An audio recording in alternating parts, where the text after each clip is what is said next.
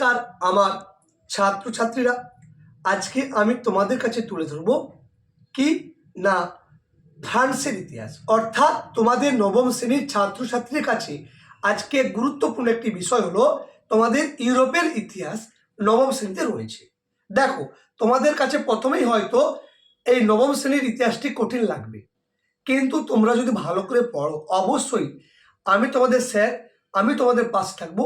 আমি বলছি প্রত্যেকটা অধ্যায় থেকে ভালো করে পড়াশোনা করলে অবশ্যই তোমরা পরীক্ষায় ভালো মার্কস পাবে। ঠিক আছে, দেখো তোমাদের প্রথম unit test, second unit test 40 number করে হবে এবং প্রথম পরীক্ষা হবে 40 নাম্বারের। সেখানে হবে কি দুটো অধ্যায়, একটা প্রথম অধ্যায় ফরাসি বিপ্লব, সেকেন্ড অধ্যায় নেপোলিয়ন। তো ফার্স্ট অধ্যায় অর্থাৎ ফরাসি বিপ্লব সম্পর্কে আলোচনার ক্ষেত্রে আমি প্রথম বলবো যে ফ্রান্সে ইউরোপের ইতিহাসে যুগান্তকারী ঘটনা হচ্ছে কি ফরাসি বিপ্লব।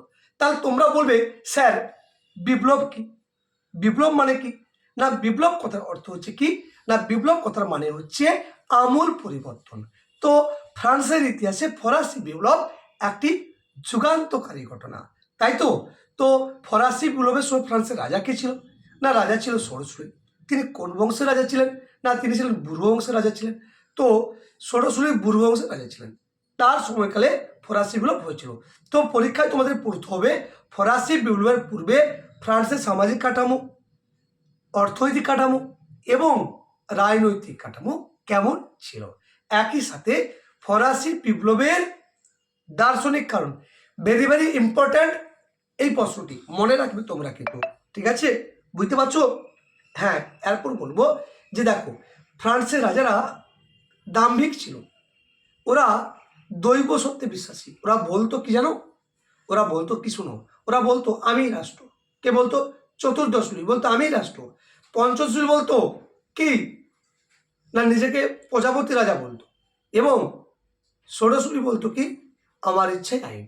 যাই হোক, তোমাদের আমি এবারে প্রশ্নগুলো ধীরে ধীরে আলোচনা করব। আজকে আলোচনা করব 4 নাম্বার 8 নাম্বার। ঠিক আছে, দেখো শুরু করছি। তোমাদের প্রথম অধ্যায়ের গুরুত্বপূর্ণ 8 নম্বরের 3টি প্রশ্ন দিয়েছি, যেগুলো প্রথম পরীক্ষায় আসবে 100%। দেখো, ফরাসি বিপ্লবের পূর্বে ফ্রান্সের সামাজিক, অর্থনৈতিক, রাজনৈতিক কারণ, ভেরি ভেরি ইম্পর্ট্যান্ট এই প্রশ্নটি। সেকেন্ড প্রশ্ন দেখো কি আছে, ফরাসি বিপ্লবে দার্শনিকদের ভূমিকা। এই প্রশ্নটি গুরুত্বপূর্ণ। দার্শনিক বলতে জানো তোমরা নিশ্চয়ই, কি বলো তো? না, ভলতেয়ার, রুসো, মন্তেস্কু, এই 3জন দার্শনিকের ভূমিকা ভালো করে সঙ্গে ফ্রিজোক্যাটস এবং ডেনিস দিদিরও এদের সম্পর্কে বললে অবশ্যই নোটটা ক্লিয়ার হয়ে যাবে। তারপর দেখো ফরাসি সংবিধান সভার কার্যবলী। দেখো ফ্রান্সের সংবিধান সভা সম্পর্কে লিখবে এবং তার কার্যাবলী সম্পর্কে তোমরা সুন্দর করে লিখবে। কবে কিভাবে ফ্রান্সের সংবিধান রচিত হলো, তার মূল যে দুটি বিষয় কি না সামন্ততান্ত্রিক অবসান এবং ব্যক্তি নাগরিক ঘোষণা, এটা লিখবে।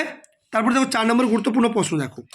দেখো কি রয়েছে, ফরাসি বিপ্লবের পূর্বে ফ্রান্সের সমাজ কাঠামো কেমন ছিল। 2, ফরাসি বিপ্লবে নারীর ভূমিকা। এই দুটো প্রশ্ন ভেরি ভেরি ইম্পর্টেন্ট। 3 নম্বর প্রশ্ন দেখো টেনিস কোর্টে শপথ, ভেরি ভেরি ইম্পর্টেন্ট। তারপর দেখো বাস্তিল দুর্গের পতনের কারণ ও গুরুত্ব, এটিও খুব ইম্পর্টেন্ট, অবশ্যই তোমরা পড়ে যাবে। তারপর দেখো 5 নম্বর প্রশ্ন মানুষ ও নাগরিকদের ঘোষণা, এটিও খুব ইম্পর্টেন্ট। তারপর দেখো ফ্রান্সের কর ব্যবস্থা, এটিও খুব ইম্পর্টেন্ট প্রশ্ন। তারপর দেখো ফ্রান্সের সন্ত্রাসী শাসনের মূল্যায়ন, অর্থাৎ রাজা ষোড়শীলের মৃত্যুর পর 1793 খ্রিস্টাব্দের জুন থেকে জুলাই পর্যন্ত 1794 খ্রিস্টাব্দের যে 13 মাস ফ্রান্সের শাসন হয়েছিল জ্যাকোবিন দলের নেতা রোবসপিয়ারের নেতৃত্বে, তাকে বলা হয় সন্ত্রাসের শাসন। তারপর দেখো তোমরা অভিজাত বিদ্রোহ, অবশ্যই খুব ইম্পর্টেন্ট। তাহলে জাতীয় সভা কীভাবে সংবিধান সভায় পরিণত হয়। লাস্ট প্রশ্ন ফ্রান্সের জ্যাকোবিন শাসনকালকে কি জনগণের পক্ষে কল্যাণকর ছিল সেটা। এবং দেখো আরও কিছু প্রশ্ন দিয়েছি, 2টি প্রশ্ন, এগুলো কখন 2-এ বসে 4-এ বসে, দেখেছো নিশ্চয়ই। সবাইকে ধন্যবাদ।